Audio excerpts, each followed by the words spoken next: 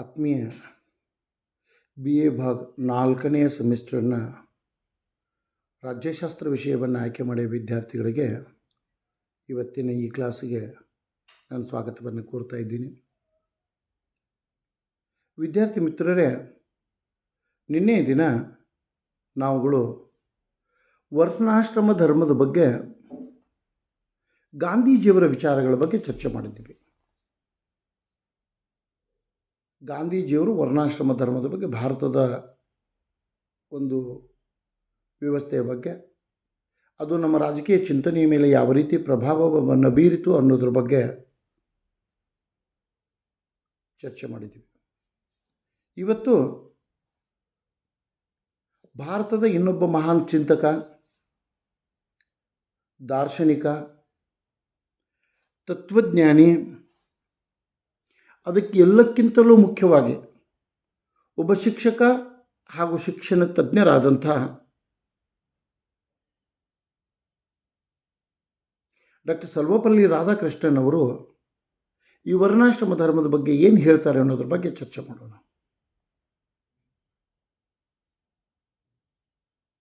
ನಾವೆಲ್ಲ ಶಿಕ್ಷಕ ದಿನಾಚರಣೆಯನ್ನು, ಸರ್ವಪಲ್ಲಿ ರಾಧಾಕೃಷ್ಣನ ಜನ್ಮದಿನಾಚರಣೆಯನ್ನು ಶಿಕ್ಷಕ ದಿನಾಚರಣೆ ಅಂತ ಆಚರಣೆ ಮಾಡ್ತಾಯಿದ್ದೀವಿ. ಅವರು ಶಿಕ್ಷಕರಾಗಿ ಎಷ್ಟು ಖ್ಯಾತರಾಗಿದ್ದರೋ, ಶಿಕ್ಷಕರಾಗಿ ಎಷ್ಟು ಜನಪ್ರಿಯರಾಗಿದ್ದರೋ ಅಷ್ಟೇ ಜನಪ್ರಿಯತೆಯನ್ನು ಅವರು ತತ್ವಜ್ಞಾನಿಯಾಗಿಯೂ ಕೂಡ ಪಡೆದಿದ್ದಾರೆ.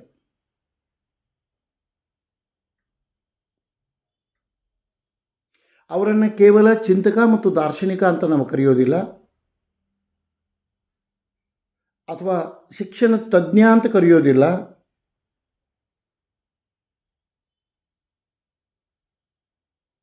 ಒಬ್ಬ ತತ್ವಜ್ಞಾನಿ ಅಂತ ಕರೀತಾ ಇದ್ದೀವಿ. ಭಾರತೀಯ ಸಂಸ್ಕೃತಿಯನ್ನು,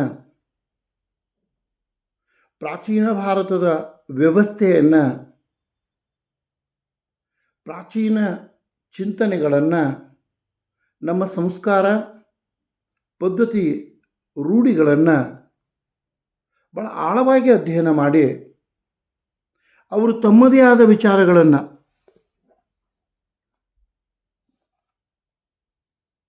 ಮಂಡಿಸ್ತಾ ಇದ್ದಾರೆ.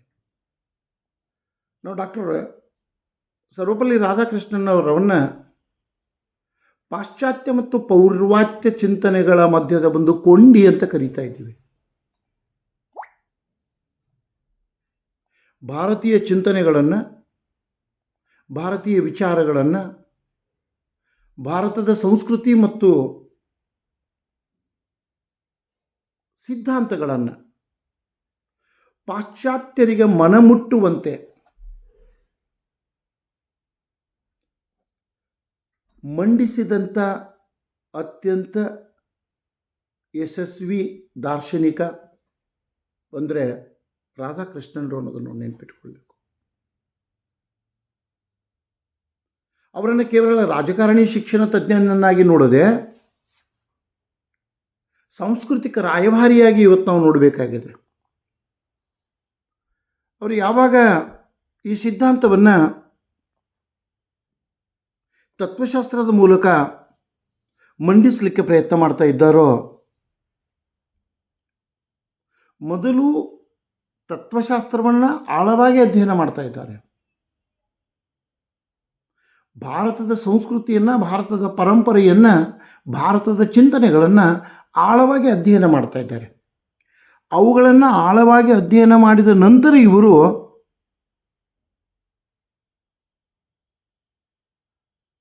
ಧರ್ಮ, ಚಿಂತನೆ, ತತ್ವಶಾಸ್ತ್ರ, ವಿಚಾರಗಳು, ಸಂಸ್ಕೃತಿ ಮತ್ತು ಸಂಸ್ಕಾರಗಳು, ಇವುಗಳ ಒಂದು ತುಲನಾತ್ಮಕ ಅಥವಾ ಕಂಪ್ಯಾರೇಟಿವ್ ಸ್ಟಡಿ ಅಂತ ಏನು ಹೇಳ್ತಾ ಇದ್ದೀವಲ್ಲ, ಅದನ್ನು ಮಾಡ್ತಾ ಇದ್ದಾರೆ.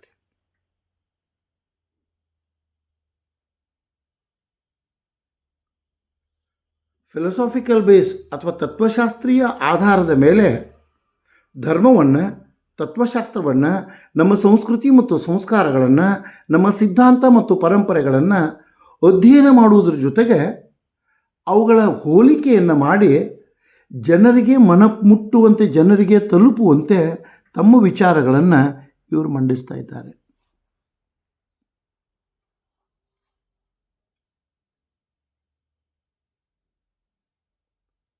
ಯಾವಾಗ ನಾವು ಸರ್ವಪಲ್ಲಿ ರಾಧಾಕೃಷ್ಣನ್ ಅಂತ ಹೇಳ್ತಾ ಇದ್ದೀವಿ, ಡಾಕ್ಟರ್ ರಾಧಾಕೃಷ್ಣನ್ ಅವರ ಬಗ್ಗೆ ಮಾತಾಡ್ತಾ ಇದ್ದೀವಿ, ಅವರೊಬ್ಬ ಚತುರ ವಾಗ್ಮಿಗಳಾಗಿದ್ದರು ಅನ್ನೋದನ್ನು ನಾವು ನೆನಪಿಟ್ಕೊಳ್ಬೇಕು. ಕೇವಲ ಚಿಂತಕ ಮತ್ತು ದಾರ್ಶನಿಕ ಆಗಿರದೆ ಒಬ್ಬ ಚತುರ ವಾಗ್ಮಿಗಳಾಗಿದ್ದರು ಅನ್ನೋದನ್ನು ನಾವು ನೆನಪಿಟ್ಕೊಳ್ಬೇಕು. ಎಲ್ಲೋ ಒಂದು ಸನ್ನಿವೇಶದಲ್ಲಿ ಅವ್ರ ಬಗ್ಗೆ ನಾವು ಓದ್ತಾ ಇದ್ದೀವಿ, ಅವರು ಎಷ್ಟು ಚತುರ ವಾಗ್ಮಿಗಳಾಗಿದ್ದರು ಅನ್ನೋದ್ರ ಬಗ್ಗೆ ಹೇಳಬೇಕಾದ್ರೆ ಎಲ್ಲೋ ಒಂದು ಸನ್ನಿವೇಶದಲ್ಲಿ ಅವ್ರ ಬಗ್ಗೆ ಓದ್ತಾ ಇದ್ದೀವಿ. ಒಂದು ತತ್ವಶಾಸ್ತ್ರ ಸಮ್ಮೇಳನದಲ್ಲಿ ಭಾರತದ ಪ್ರತಿನಿಧಿಯಾಗಿ ಅವರು ಹೋಗಿರ್ತಾ ಇದ್ದಾರೆ. ಭಾರತದ ಸಿದ್ಧಾಂತದ ಪುಸ್ತಕವನ್ನು, ಎಲ್ಲ ಧರ್ಮಗಳ ಎಲ್ಲ ರಾಷ್ಟ್ರಗಳ ಸಿದ್ಧಾಂತಗಳ ಪುಸ್ತಕಗಳನ್ನು ಅಲ್ಲಿಟ್ಟಿರ್ತಾ ಇದ್ದಾರೆ.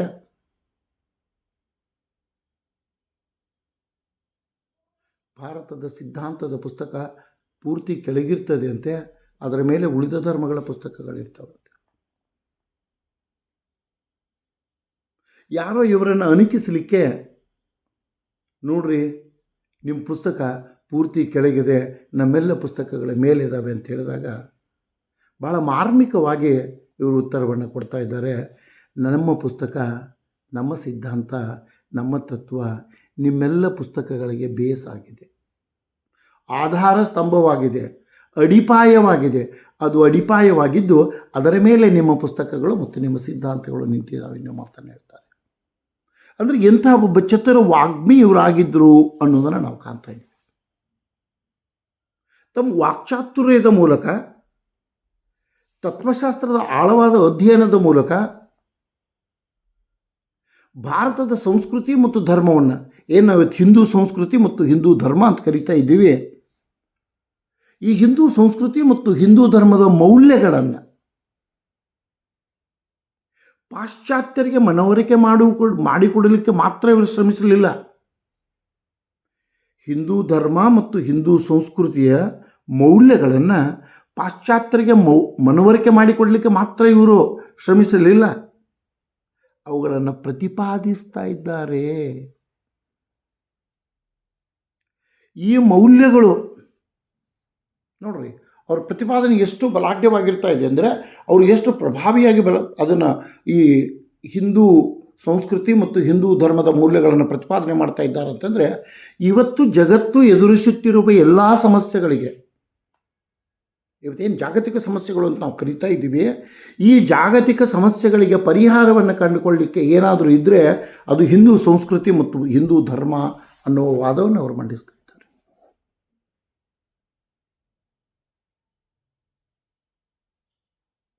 ಶಾಂತಿಯುತವಾದ ಸಹಜೀವನ, ಪರಸ್ಪರ ಸಹಕಾರ,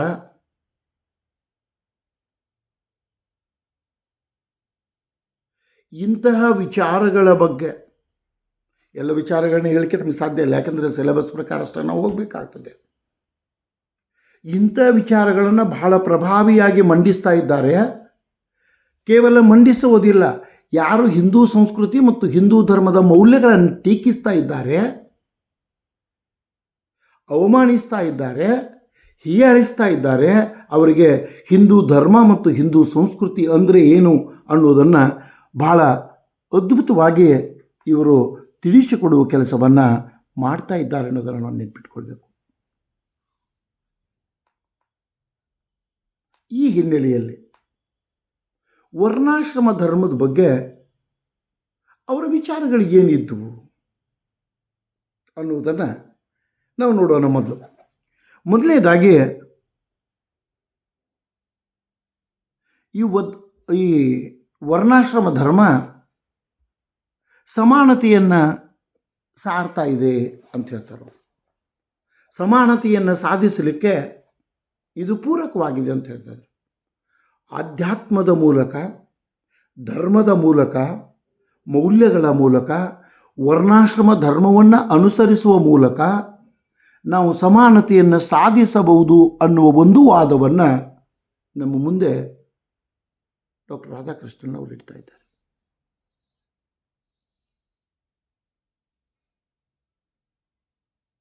ಈ ವರ್ಣಾಶ್ರಮ ಧರ್ಮ ಅನ್ನೋದು ಪ್ರತಿಯೊಬ್ಬ ಪ್ರಜೆಗೆ ವರ್ಣಾಶ್ರಮ ಧರ್ಮ ಅಂತ ಯಾವಾಗ ಮಾತಾಡ್ತಾ ಇದ್ದೀವಿ, ಈ ವರ್ಣಾಶ್ರಮ ಧರ್ಮ ಅನ್ನೋದು ಪ್ರತಿಯೊಬ್ಬ ಪ್ರಜೆಗೆ ಯಾವುದಾದರೂ ಒಂದು ಜವಾಬ್ದಾರಿ ಮತ್ತು ಒಂದು ಕರ್ತವ್ಯವನ್ನು ನೀಡ್ತಾ ಇದೆ ಅಂತ.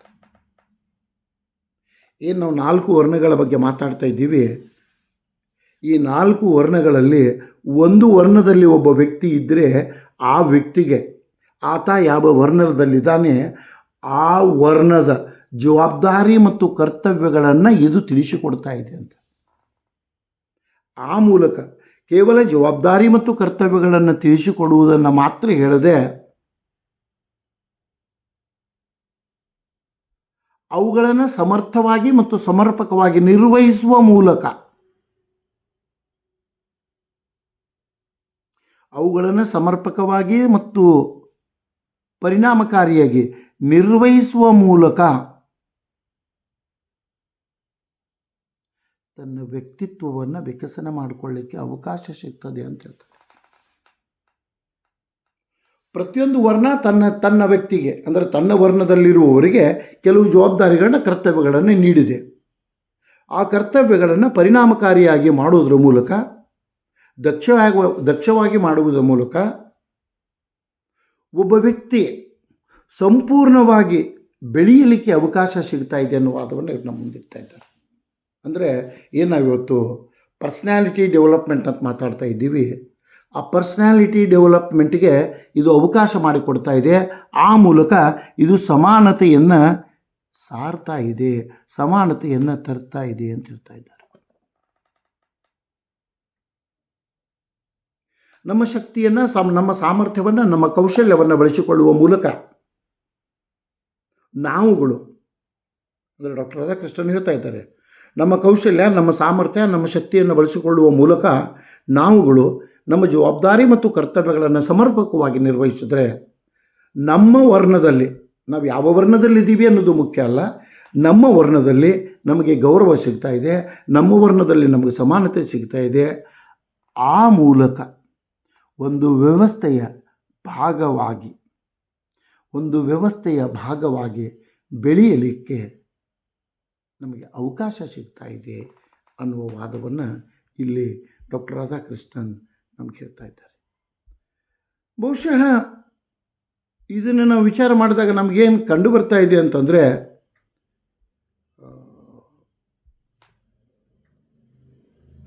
ಈ ವಿಚಾರವನ್ನು ನಾವು ಮಾತಾಡಿದಾಗ ನಮಗೇನು ಕಂಡು ಬರ್ತಾ ಇದೆ ಅಂತಂದರೆ, ನಾವುಗಳು ಈ ವರ್ಣಾಶ್ರಮ ಧರ್ಮ ಅನ್ನುವ ವ್ಯವಸ್ಥೆಯನ್ನು ಒಪ್ಪಿಕೊಳ್ಳುವ ಮೂಲಕ ಸಮಾನತೆಯನ್ನು ತರ್ತಾ ಇದ್ದೀವಿ ಅಂತ ಏನು ಹೇಳ್ತಾ ಇದ್ದೀವಿ ರಾಧಾಕೃಷ್ಣನ್ ಹೇಳ್ತಾ ಇದ್ದಾರೆ, ಅದು ಬಹಳಷ್ಟು ಜನರಿಗೆ ಒಪ್ಪಿಗೆ ಆಗೋದಿಲ್ಲ. ಅವರು ಹಿಂದೂ ಧರ್ಮವನ್ನು, ಹಿಂದೂ ಮೌಲ್ಯಗಳನ್ನು, ಹಿಂದೂ ಸಂಸ್ಕೃತಿಯನ್ನು, ಪರಂಪರೆಯನ್ನು ಪ್ರತಿಪಾದಿಸ್ತಾ ಇದ್ದಾರೆ. ಅದರ ಬಗ್ಗೆ ಎರಡು ಮಾತಿಲ್ಲ, ಅದರ ಬಗ್ಗೆ ನಮಗೆ ಬೇಜಾರಿಲ್ಲ. ಆದರೆ ಈ ವರ್ಣಾಶ್ರಮ ಧರ್ಮದಿಂದ ಸಮಾನತೆ ಬರ್ತಾ ಇದೆ ಅನ್ನುವ ವಾದವನ್ನು ಯಾಕೋ ಒಪ್ಪಲಿಕ್ಕೆ ಆಗೋದಿಲ್ಲ. ಒಬ್ಬ ವ್ಯಕ್ತಿ ಉಚ್ಚ ಕುಲ ವರ್ಣ, ಇನ್ನೊಬ್ಬ ವ್ಯಕ್ತಿ ನೀಚ ವರ್ಣ ಅನ್ನುವುದು ಸಮಾನತೆ ಅಲ್ಲ ಅನ್ನುವುದು ನನ್ನ ವಾದ. ಇನ್ನು ಇವರು ಎರಡನೇ ವಾದವನ್ನು, ತಮ್ಮ ವಿಚಾರವನ್ನು ಮಂಡಿಸುವಂಥ ಸಮಯದಲ್ಲಿ ಏನು ಹೇಳ್ತಾ ಇದ್ದಾರೆ ಅಂತಂದರೆ, ಇದು ಸಾಮಾಜಿಕ ನ್ಯಾಯವನ್ನು ಒದಗಿಸುತ್ತದೆ.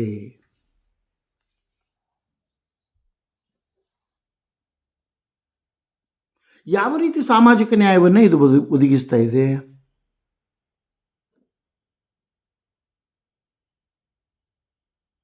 ಡಾಕ್ಟರ್ ರಾಧಾಕೃಷ್ಣನ್ ನಮಗೇನು ಹೇಳ್ತಾ ಇದ್ದಾರೆ ಅಂತಂದರೆ, ಎಲ್ಲರಲ್ಲಿಯೂ ಎಲ್ಲ ಕೌಶಲ್ಯ ಇಲ್ಲ,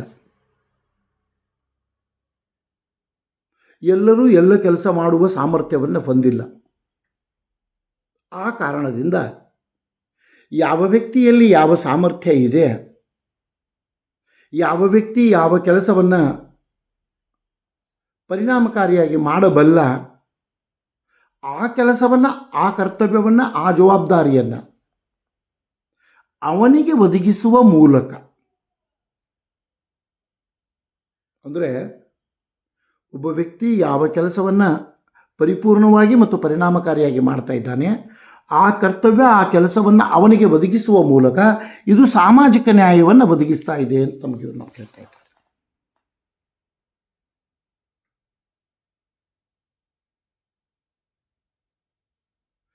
ಕ್ಷತ್ರಿಯ ರಾಷ್ಟ್ರಧರ್ಮವನ್ನು ಪಾಲಿಸುವುದು, ರಾಷ್ಟ್ರ ರಕ್ಷಣೆಯ ಧರ್ಮವನ್ನು ಪಾಲಿಸುವ ಮೂಲಕ, ತನ್ನ ಕರ್ತವ್ಯವನ್ನು ನಿಭಾಯಿಸುವ ಮೂಲಕ ಕ್ಷತ್ರಿಯ ಧರ್ಮಕ್ಕೆ ಸಾಮಾಜಿಕ ನ್ಯಾಯ, ರಕ್ಷಣೆ ಆತನ ಧರ್ಮ. ಕೆಳವರ್ಗದವರದ್ದು ಉತ್ಪಾದನೆಯೇ ಅವರ ಧರ್ಮ. ಮೇಲ್ವರ್ಗದವರಿಗೆ ಅವಶ್ಯಕವಿರುವ ಆಹಾರ ಪದಾರ್ಥಗಳಾಗಿರಲಿ, ವಸ್ತುಗಳಾಗಿರಲಿ ಅಥವಾ ಮತ್ತೊಂದಾಗಿರಲಿ, ಅದನ್ನು ಉತ್ಪಾದಿಸಿ ಪೂರೈಸುವುದು ಅವರ ಧರ್ಮ. ಆ ಮೂಲಕ ಅಲ್ಲಿ ಸಾಮಾಜಿಕ ನ್ಯಾಯ ಬರ್ತಾ ಇದೆ.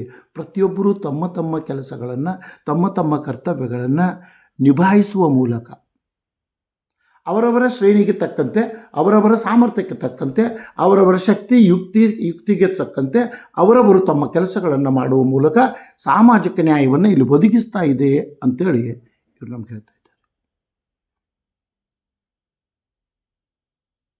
ಇವ್ರ ಪ್ರಕಾರ ಈ ವರ್ಣಾಶ್ರಮ ಧರ್ಮ ಎಲ್ರಿಗೂ ಅವಕಾಶಗಳನ್ನು ಕೊಡ್ತಾ ಇದೆ ಅಂತ. ವರ್ಣಾಶ್ರಮ ಧರ್ಮ ಸಮಾಜದಲ್ಲಿರುವ ಎಲ್ಲ ಜನರಿಗೆ ಅವಕಾಶಗಳನ್ನು ಕೊಡ್ತಾ ಇದೆ. ಯಾರನ್ನೂ ನಿರ್ಲಕ್ಷಿಸುವುದಿಲ್ಲ. ಅವರವರ ಸಾಮರ್ಥ್ಯಕ್ಕೆ ತಕ್ಕಂತೆ ಅವರವರಿಗೆ ಜವಾಬ್ದಾರಿ ಮತ್ತು ಕರ್ತವ್ಯಗಳನ್ನು ಕೊಡ್ತಾ ಇದೆ. ಆ ಮೂಲಕ ನ್ಯಾಯವನ್ನು ಒದಗಿಸ್ತಾ ಇದೆ ಅಂತ ಹೇಳ್ತಾ ಇದ್ದಾರೆ.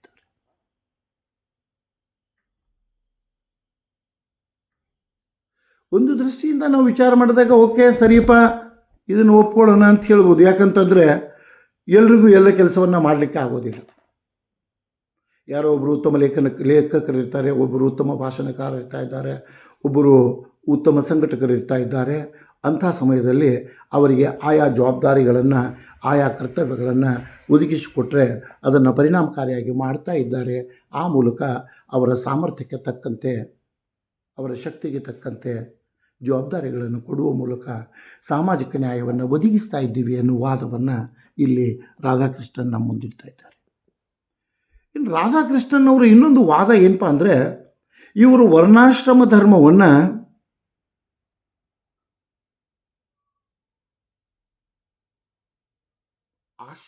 ಈ ವರ್ಣಾಶ್ರಮ ಧರ್ಮವನ್ನು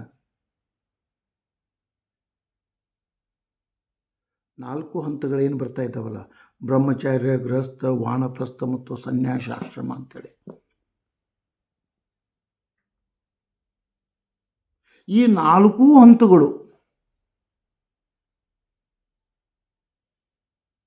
ವರ್ಣಾಶ್ರಮ ಧರ್ಮದಲ್ಲಿ ಈ ಬರುವಂಥ 4 ಹಂತಗಳು ಮೋಕ್ಷಕ್ಕೆ ಪೂರಕ ಅಂತ ಹೇಳ್ತಾ ಇದ್ದಾರೆ. ಅಂದರೆ ವರ್ಣಾಶ್ರಮ ಧರ್ಮದ ಮೂಲಕ ಮನುಷ್ಯ ಮೋಕ್ಷ ಪಡೆಯಬಲ್ಲ, ವರ್ಣಾಶ್ರಮ ಧರ್ಮದ ಮೂಲಕ ಮೋಕ್ಷ ಪಡೆಯಬಲ್ಲ ಅಂತ ಹೇಳ್ತಾರೆ. ಯಾವ ರೀತಿ ಮೋಕ್ಷ ಪಡೆಯಬಲ್ಲ?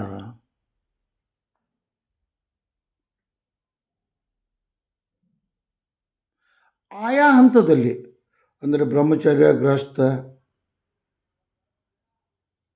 ಸನ್ಯಾಸ, ವಾನಪ್ರಸ್ಥ ಇವೇನು ಕರಿತಾ ಇದ್ದೀವಿ, ಆಯಾ ಹಂತದಲ್ಲಿ ಬ್ರಹ್ಮಚರ್ಯ ಹಂತದಲ್ಲಿ ಬ್ರಹ್ಮಚರ್ಯವನ್ನು ಪಾಲಿಸುವ ಮೂಲಕ, ಗೃಹಸ್ಥಾಶ್ರಮದಲ್ಲಿ ಗೃಹಸ್ಥನ ಜವಾಬ್ದಾರಿಗಳನ್ನು ಪೂರೈಸುವ ಮೂಲಕ, ವಾನಪ್ರಸ್ಥ ಆಶ್ರಮದಲ್ಲಿ ತನಗಾದದ್ದನ್ನು ಮಾಡುವ ಮೂಲಕ, ಸನ್ಯಾಸವನ್ನು ಸ್ವೀಕಾರ ಮಾಡಿದ ನಂತರ ಸರ್ವಸ್ವವನ್ನು ತ್ಯಾಗ ಮಾಡಿ ಮೋಕ್ಷ ಮಾರ್ಗದ ಕಡೆಗೆ ಹೋಗಲಿಕ್ಕೆ ಈ ವರ್ಣಾಶ್ರಮ ಧರ್ಮ ಅವಕಾಶ ಮಾಡಿಕೊಡ್ತಾ ಇದೆ ಅಂತ ಹೇಳ್ತಾ ಇದ್ದಾರೆ.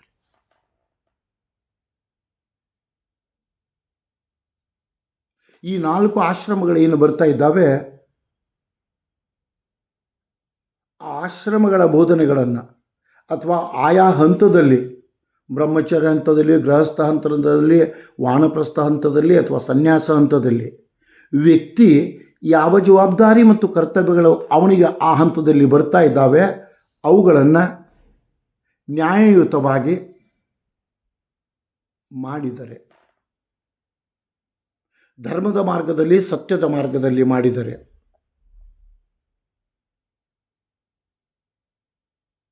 ಪರಂಪರೆಗೆ ಅನುಗುಣವಾಗಿ ಸಮರ್ಪಕವಾಗಿ ನಿರ್ವಹಿಸಿದರೆ ಆತನಿಗೆ ಮೋಕ್ಷ ಸಿಗ್ತಾ ಇದೆ ಅನ್ನುವ ಒಂದು ವಾದವನ್ನು ಡಾಕ್ಟರ್ ರಾಧಾಕೃಷ್ಣನ್ ಅವರು ನಮ್ಮ ಮುಂದಿಡ್ತಾ ಇದ್ದಾರೆ.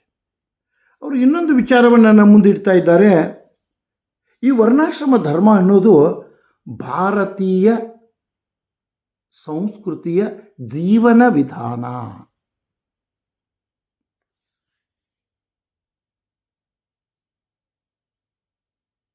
ಈ ವರ್ಣಾಶ್ರಮ ಧರ್ಮ ಅನ್ನೋದು ಕೇವಲ ಸಿದ್ಧಾಂತ ಅಲ್ಲ. ಈ ವರ್ಣಾಶ್ರಮ ಧರ್ಮ ಅನ್ನೋದು ಕೇವಲ ಪದ್ಧತಿ ಅಲ್ಲ. ಈ ವರ್ಣಾಶ್ರಮ ಧರ್ಮ ಅನ್ನೋದು ಕೇವಲ ವ್ಯವಸ್ಥೆನೂ ಅಲ್ಲ. ಈ ವರ್ಣಾಶ್ರಮ ಧರ್ಮ ಅಂದರೆ ಏನಪ್ಪ ಅಂತಂದರೆ ನಮ್ಮ ಜೀವನ ವಿಧಾನ ಅಂತ ಹೇಳ್ತಾ ಇದ್ದಾರೆ.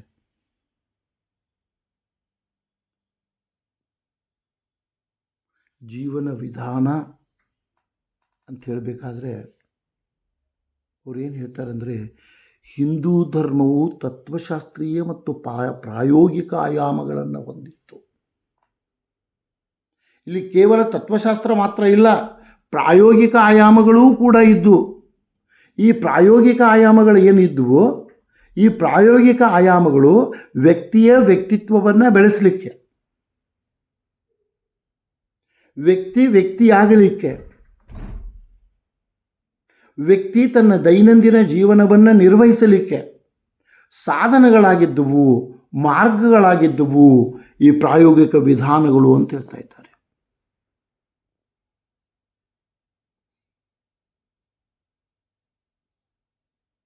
ಇದೊಂದು ಪ್ರಾಯೋಗಿಕ ವ್ಯವಸ್ಥೆ ಅಂತ ಹೇಳ್ತಾ ಇದ್ದಾರೆ ಅವರು. 4 ವರ್ಣಗಳನ್ನು ಮತ್ತು 4 ಆಶ್ರಮಗಳನ್ನು ಪಾಲಿಸುವುದು ಒಂದು ಪ್ರಾಯೋಗಿಕ ವಿಧಾನ. ಯಾಕೆಂದರೆ ನಾವು ಯಾವ ವ್ಯವಸ್ಥೆಯಲ್ಲಿ ಬಾಳ್ತಾ ಇದ್ದೀವಿ ಆ ವ್ಯವಸ್ಥೆಗೆ ಅನುಗುಣವಾಗಿ ಬಾಳಬೇಕು, ಆ ವ್ಯವಸ್ಥೆಗೆ ಹೊಂದಿಕೊಂಡು ಬಾಳಬೇಕು. ವರ್ಣಾಶ್ರಮ ಧರ್ಮದಲ್ಲಿ ನಾವಿದ್ದಾಗ ವರ್ಣಾಶ್ರಮ ಧರ್ಮವನ್ನು ಪಾಲಿಸಬೇಕು, ಅದಕ್ಕನುಗುಣವಾಗಿ ನಡೆದುಕೊಳ್ಳಬೇಕು. ಅದು ಪ್ರತಿಯೊಬ್ಬರ ಕರ್ತವ್ಯ ಅಂತ ಹೇಳುವುದರ ಜೊತೆಗೆ ಈ 4 ಹಂತಗಳು ಮತ್ತು ವರ್ಣಾಶ್ರಮ ಧರ್ಮ ಕೇವಲ ಚಿಂತನೆಯಲ್ಲ, ಕೇವಲ ತತ್ವಜ್ಞಾನ ಅಲ್ಲ, ಇದೊಂದು ಪ್ರಾಯೋಗಿಕ ಲಕ್ಷಣ, ಇದು ಜೀವನ ವಿಧಾನ, ಇದು ಮಾನವನನ್ನು ಪರಿಪೂರ್ಣನನ್ನಾಗಿ ಮಾಡಲಿಕ್ಕೆ ಅನುಸರಿಸುವಂಥ ಒಂದು ಪದ್ಧತಿ ಅನ್ನುವ ಒಂದು ವಿಚಾರವನ್ನು ಅವರು ನಮ್ಮ ಮುಂದಿಡ್ತಾ ಇದ್ದಾರೆ. ವರ್ಣಾಶ್ರಮ ಧರ್ಮದ ಬಗ್ಗೆ ಎಷ್ಟೇ ಟೀಕೆಗಳಿದ್ದರೂ ಅದರಿಂದ ಸಾಮಾಜಿಕ ನ್ಯಾಯ ಮತ್ತು ಸಮಾನತೆ ಸಾಧ್ಯ ಇಲ್ಲ ಅನ್ನೋ ವಾದವನ್ನು ಎಷ್ಟೇ ಜನ ಮಂಡಿಸಿದರೂ ಕೂಡ ಹಿಂದೂ ಧರ್ಮದ ಮೂಲ ಸಿದ್ಧಾಂತ, ಹಿಂದೂ ಧರ್ಮದ ಮೂಲ ತತ್ವಗಳು, ಹಿಂದೂ ಧರ್ಮದ ಮೂಲ ನಂಬಿಕೆಗಳನ್ನು ಅತ್ಯಂತ ಪರಿಣಾಮಕಾರಿಯಾಗಿ ಪಾಶ್ಚಿಮಾತ್ಯರಿಗೆ ತಿಳಿಸಿಕೊಟ್ಟು ನಮ್ಮ ಮೌಲ್ಯಗಳನ್ನು ಹೆಚ್ಚಿಸಿದಂಥ ಶ್ರೇಯ ಡಾಕ್ಟರ್ ರಾಧಾಕೃಷ್ಣನ್ ಅವರಿಗೆ ಹೋಗ್ತಾ ಇದೆ. ಧನ್ಯವಾದಗಳು ಮಿತ್ರರೇ. ಇದರಲ್ಲಿ ನಿಮಗೇನಾದರೂ ಚರ್ಚೆ ಮಾಡಲಿಕ್ಕೆ ಇದ್ದರೆ ಕಮೆಂಟ್ಸ್ಗಳಲ್ಲಿ ಹಾಕಿ ಪ್ರಶ್ನೆಗಳನ್ನು ಕೇಳಬಹುದು ಅಂತ ಹೇಳ್ತಾ ನನ್ನ ವಿಚಾರಗಳನ್ನು ಮುಗಿಸ್ತಾ ಇದ್ದೀನಿ. ಎಲ್ರಿಗೂ ನಮಸ್ಕಾರ.